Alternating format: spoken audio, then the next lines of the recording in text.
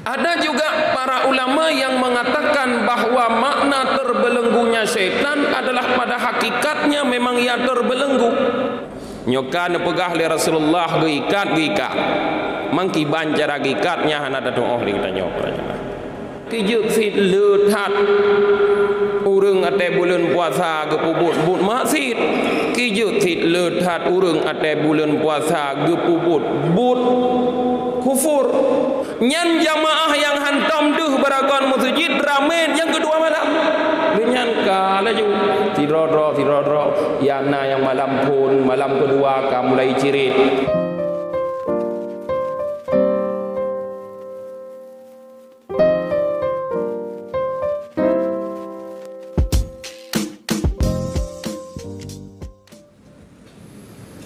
Assalamualaikum warahmatullahi wabarakatuh.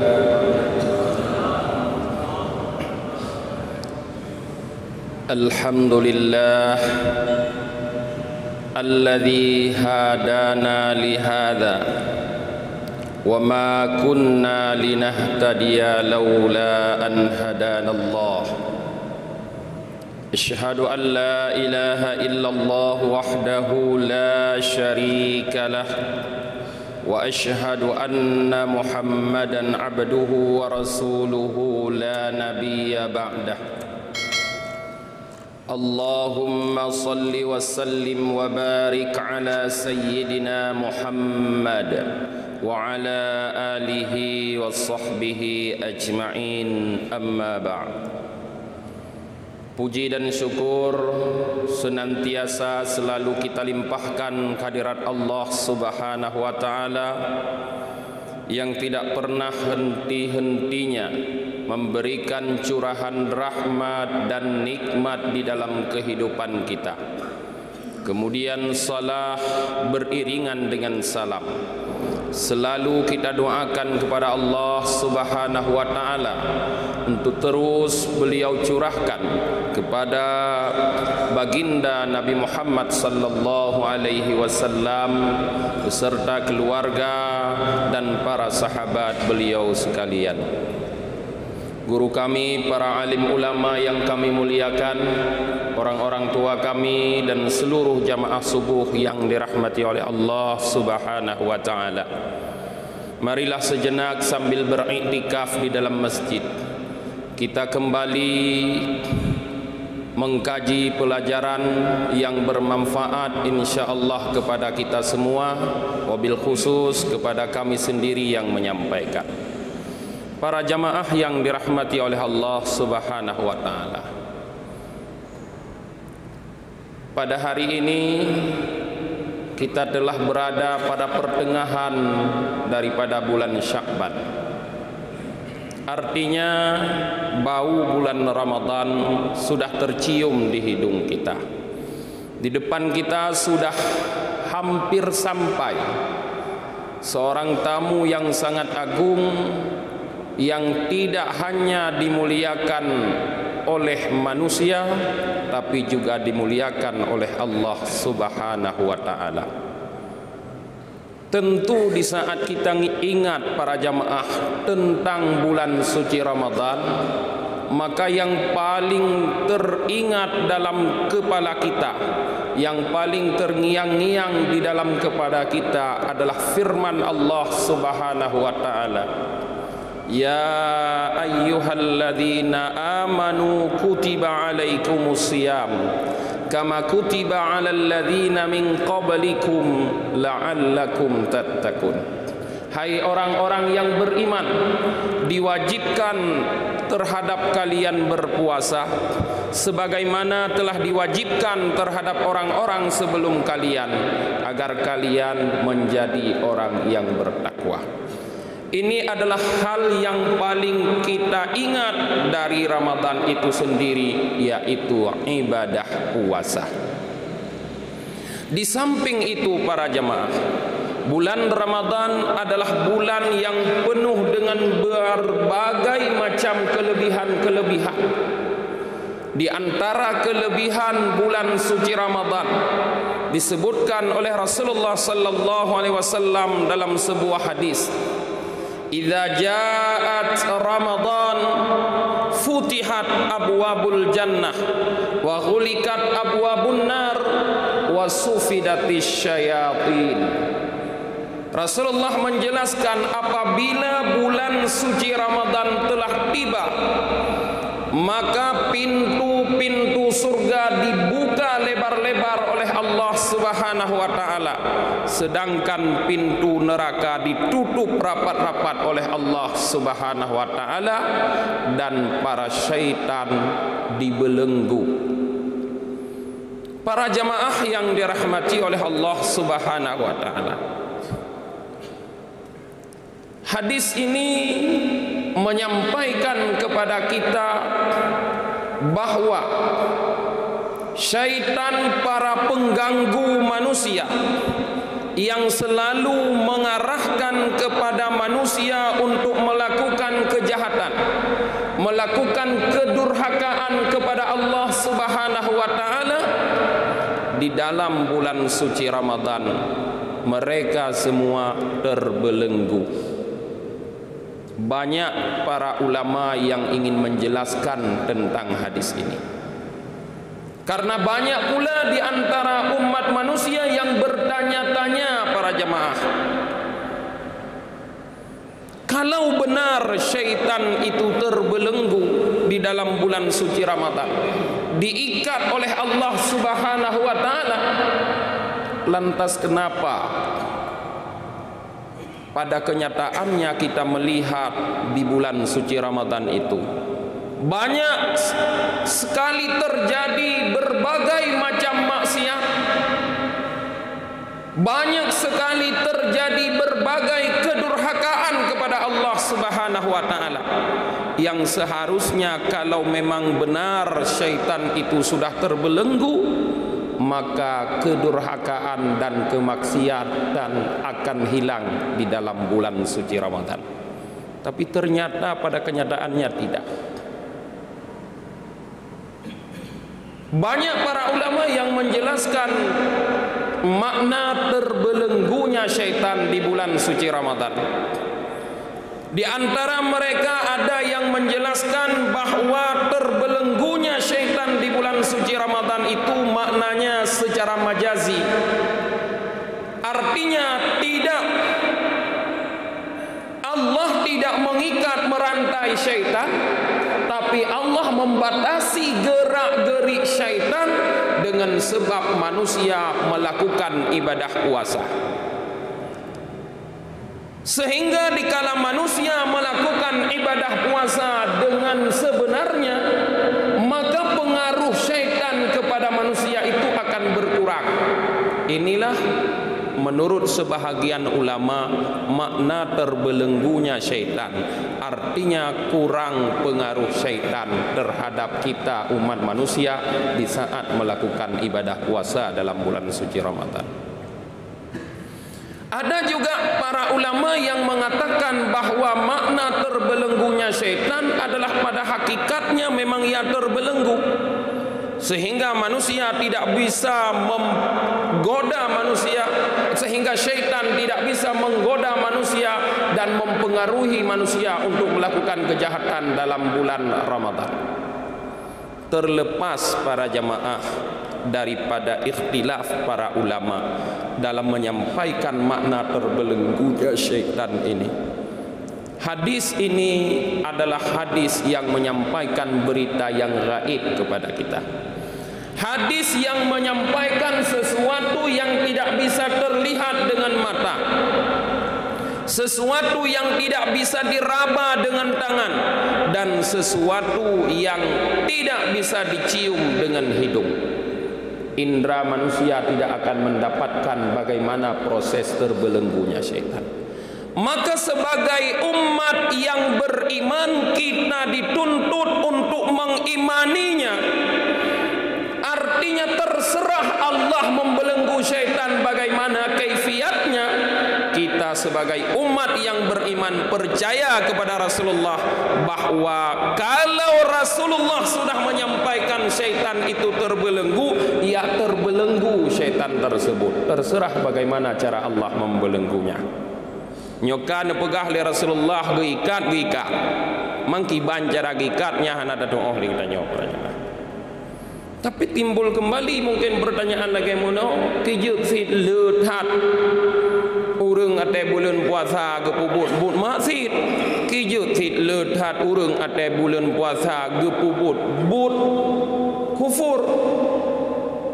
Nah, ternyata para jemaah disampaikan oleh seorang ulama yang bernama Ibnu Hallad Al-Arabi di dalam kitabnya Futuhat Rabbaniyah, bukan cuma syaitan yang menyebabkan manusia melakukan kejahatan, bukan cuma syaitan yang mendorong manusia untuk melakukan kekufuran, bukan cuma syaitan, tapi ada faktor-faktor yang lain di samping syaitan itu sendiri. Nah, hal yang lain di samping syaitan yang mendorong katanya manusia untuk melakukan kejahatan kepada Allah Subhanahu wa taala. Apa hal yang lain tersebut? Beliau menyebutkan ada 4 faktor yang mendorong manusia melakukan kejahatan. Di samping syaitan, yang pertama syaitan itu sendiri, yang kedua yang mendorong manusia melakukan kejahatan adalah tabiatus sayyiat, kata beliau, yaitu karakter yang buruk. Pakan katanya sering tak puput kejahatan, walaupun di bulan puasa syaitan kagak di Allah Subhanahu wa taala yang seharusnya kita tidak lagi melakukan kejahatan, tapi tetap masih melakukan kejahatan karena karakter kita memang karakter jahat. Karena drod memang urang jahat, tidak akan berhenti kejahatan pada seseorang yang jahat walaupun syaitan yang mengajak kepada kejahatan sudah dibelenggu oleh Allah Subhanahu wa taala. Inilah yang membuat manusia masih tetap melakukan kejahatan, kedurhakaan, kemaksiatan di bulan suci Ramadan, karena manusia itu adalah orang-orang yang berkarakter jahat itu sendiri, para jemaah. Karakter bisa terbentuk dengan berbagai macam hal, tapi di antara yang paling membentuk karakter seseorang menjadi penjahat, menjadi berkarakter jahat adalah asupan makanan yang masuk ke dalam tubuh manusia itu sendiri.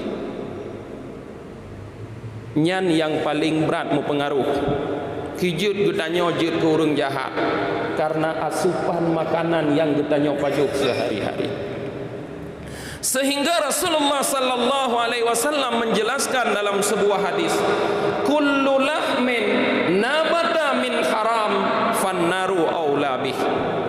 Setiap daging, kata Rasulullah, yang tumbuh dari asupan haram, dari makanan haram, fannaru, maka neraka, api neraka lebih cocok, lebih layak untuk daging tersebut.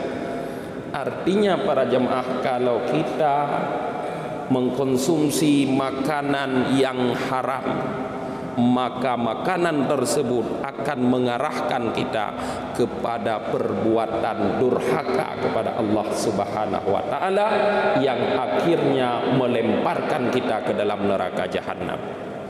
Nyan pengaruh pakon tira urang jet ke urang jahat gara-gara makanan. Maka untuk membuat perubahan karakter pada diri kita, yang paling pertama yang harus kita lakukan adalah asupan makanan yang kita konsumsi. Kadang kita ingin anak-anak remaja kita di kota Luxmawe ini berkarakter baik, jangan suka taur-tauran, jangan suka berkelahi, jangan suka kumpul-kumpul malam. Apa yang harus dilakukan oleh orang tua? Pastikan makanan makanan yang dibawa pulang, yang diberikan untuk mereka adalah yang halal. Kita ingin anak kita berubah menjadi anak yang saleh-saleha, ingin menjadi anak yang taat, yang baik ipu susah ule de teuro te malam menyodaih begot dengut tapi ate tapua urumoh atra yang harum. Harta gop takret baju-baju tepat tapua urumoh ipajuh liana. Tidak akan mungkin anak kita menjadi anak yang baik para jemaah. Maka mulailah mencari makanan dengan cara yang halal, mengkonsumsi makanan yang halal. Maka disinilah pelajaran yang diajarkan oleh ibadah puasa kepada kita. Di antaranya adalah puasa itu para jemaah mengajarkan kepada kita untuk selektif dalam mengkonsumsi makanan dan tidak berlebih-lebihan dalam konsumsi makanan tersebut. Di dalam kitabnya Ihya Ulumuddin, Imam Al-Ghazali mengatakan, di antara 7 hal yang harus dilakukan oleh seseorang untuk membuat puasanya mendapatkan pahala adalah di antaranya berbuka puasa dengan makanan halal. Waktu buka puasa, pastikan makanan yang kita konsumsi itu halal. Dan yang kedua selanjutnya adalah konsumsi makanan di waktu iftar. Tidak boleh berlebih-lebihan. Kapan waktu iftar tersebut? Mulai dari ghurubis syamsi, terbenam matahari, sampai sebelum terbit fajar. Nyan waktu iftar gitu. Artinya sepanjang malam itu waktu iftar para jemaah. Mulai dari maghrib sampai segalam subuh nyan waktu iftar, waktu jud semaju, jud JBI manakala ada. Tapi jangan berlebih-lebihan. Kulu washrabu wala tusrifu. Makan silahkan makan, minum silahkan, tapi jangan berlebih-lebihan. Sehingga orang yang mengkonsumsi makanan di waktu malam dengan cara berlebih-lebihan, gekada atas caturo yang hana gepajuh di waktu malam, maka ibadah puasanya tidak akan sanggup membentuk dia menjadi orang yang bertakwa, karena ibadah puasanya hanya akan memberikan kepada dia rasa haus dan lapar di waktu siang hari. Sehingga inilah yang disebutkan oleh Rasulullah, kam min saimin laisa lahu illal ju' wal atash. Banyak orang yang berpuasa tapi tidak mendapatkan apa-apa daripada puasanya kecuali lapar dan haus. Karena itu saja yang dia lakukan di waktu siang, tapi di waktu malam dia mengkonsumsi makanan dengan cara berlebihan. Kemudian yang kedua para jemaah, yang mendorong manusia melakukan kejahatan adalah adatus sayyiat, kebiasaan buruk. Jadi munyo segolam puasa kabiasa tapubut-but yang hanagot hanta tempiuh, tiba-tiba datang satu Ramadan baru gedanyo tanuk piuh nyan munyo tapiuh dua orang. Orang yang kabiasa hana geja umur sujud, tiba-tiba datang satu Ramadan dia berangkat menuju masjid nyan munyo geja dua malam lebihan. Orang mak megang ke belah kopiah putih saboh, jakrum gop juk saboh, bajai koko saboh. Narida Allah mutamah rida gesuk bataku. Ban malam puasa takalan katruh musjid. Ramai jamaah yang hantam duh beragon takalan. Nyan jamaah yang hantam duh beragon musjid ramai yang kedua malam. Nyan kala ju tirodro yana yang malam pun malam kedua ka mulai cirit. Sebab kagu pajuh yang hantam pajuh berakon hantam kenang ligop nyan kula boh galang-galing malam pun buka puasa laju ka kenang kula galang-galing ka cirit laju. Nah yang ka mulai sakit ule sebab bak sujud gedang trip hat ke sujud ligop nyan ka sakit ule. Nah yang mulai ka encok tuut, ka encok pinggang, macam-macam. Kenapa itu bisa terjadi? Karena biasa mereka tidak pernah melakukan demikian, tapi biasa mereka melakukan hal yang selain demikian. Biasa geduk bagi dia kopi kalau ge hantam ge jak masjid. Pandai ge jak dalam bulan puasa masjid. Tidak mungkin. Inilah kebiasaan buruk itu tidak akan bisa dirubah dengan serta-merta para jemaah. Kalau sudah biasa melakukan perbuatan buruk, sampai Ramadan pun tiba akan terus melakukan perbuatan buruk. Akan terus lagi nya. Setannya kagikat, tapi droga kamu lagi nya. Mana mungkin? Nah. Kemudian yang ketiga, yang terakhir selain setan, yang mendorong manusia melakukan kejahatan adalah syaitanul insi. Syaitan yang berwujud manusia. Rupanya syaitan tidak hanya berwujud jin, para jemaah, tapi nasid syaitan yang hiurung kon hijin.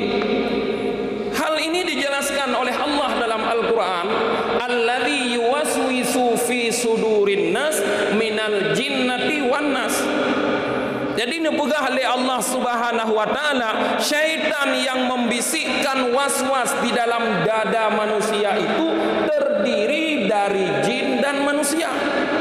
Nah, yang dari jin yang kueh-kueh katanya kagikan oleh Allah dalam bulan puasa, kagak belenggu. Tapi nah yang dari manusia yang hana diikat, yang hana belenggu oleh Allah Subhanahu wa taala. Inilah yang banyak mempengaruhi kita untuk melakukan maksiat. Tetap. Artinya apa? Kawan-kawan yang jahat, kawan-kawan manusia yang berkarakter syaitan. Apabila kita tidak mampu menjauh dari kawan-kawan yang berkarakter syaitan, yang suka mempengaruhi kita kepada kejahatan, maka jangan harap para jamaah di bulan Ramadan kita akan mampu dan akan tenang melakukan ketaatan kepada Allah Subhanahu wa taala. Tetap akan terbawa kepada kejahatan itu sendiri. Maka selektiflah dalam memilih kawan.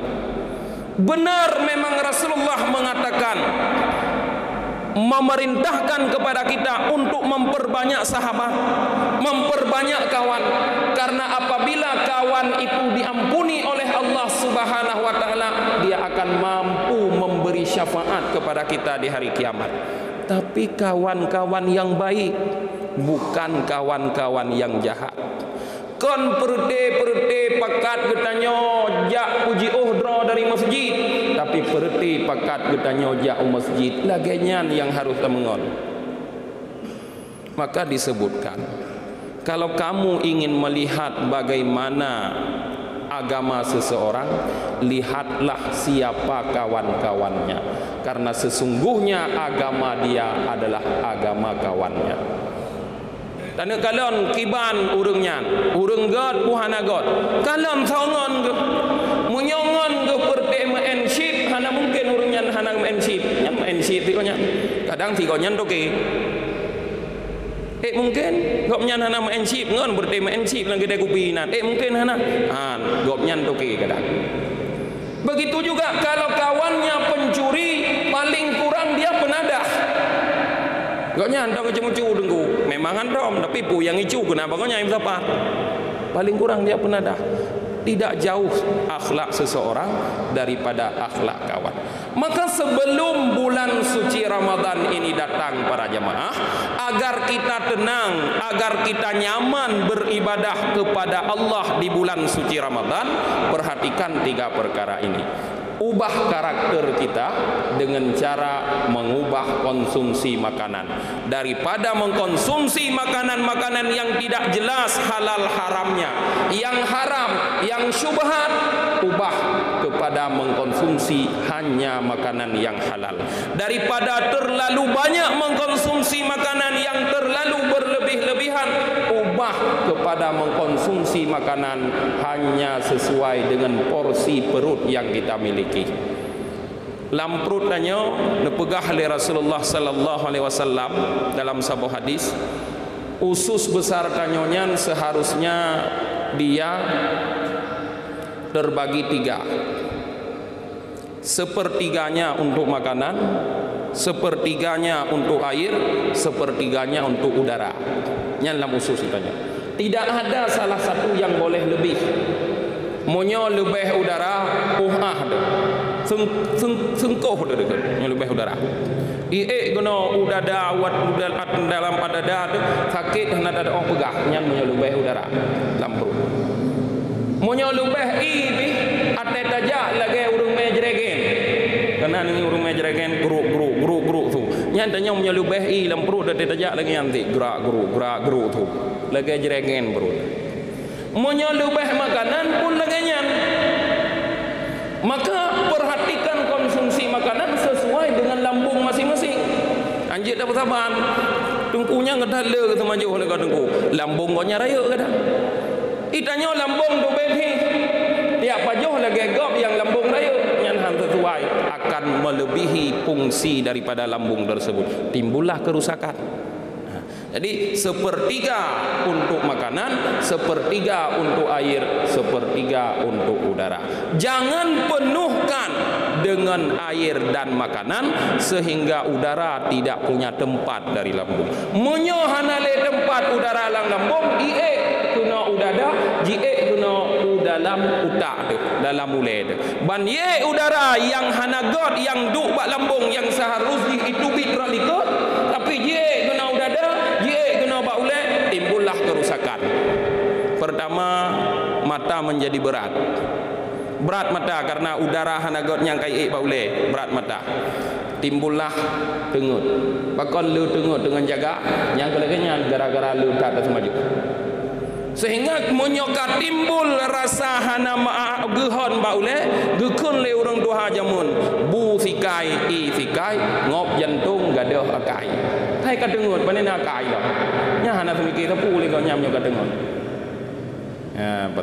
Jadi perhatikan konsumsi makanan, perbaiki supaya karakter kita menjadi karakter yang baik. Kemudian yang kedua, perhatikan kebiasaan kita. Harus hijrah sebelum Ramadan ini datang, hijrah daripada kebiasaan. Bek malam mak megang baru hijrah. Bek malam pun puasa baru nejak masjid. Pegah bak ngongon tanya yang hana jak masjid, jinakan kamu lagi jak masjid. Menyo malam pun puasa baru nejak masjid, yang lagi nyanduk lagi ada pegah mono. Dua malam lagi hana lebih kabur. Kawan-kawan tadi yang berupa syaitanul insi, syaitan manusia. Hijrah daripada mereka, cari komunitas-komunitas yang baik, komunitas-komunitas yang membawa kita kepada ketaatan kepada Allah Subhanahu wa taala. Jangan berkomunitas dengan orang-orang yang mengarahkan kita kepada kemaksiatan kepada Allah.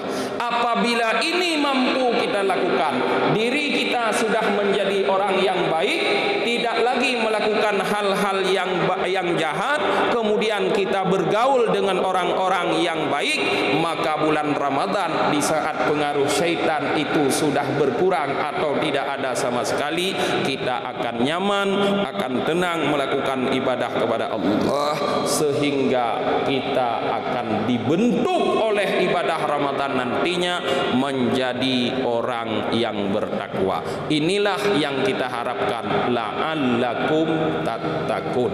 Ujungnya membawa kita menjadi orang yang bertakwa. Karena hanya dengan ketakwaanlah seseorang kembali kepada Allah dengan keselamatan. Inilah mungkin yang dapat kami sampaikan para jemaah. Terima kasih atas segala perhatian. Mohon maaf atas segala kekurangan. Hadanallah wa iyyakum ajmain. Assalamualaikum warahmatullahi wabarakatuh.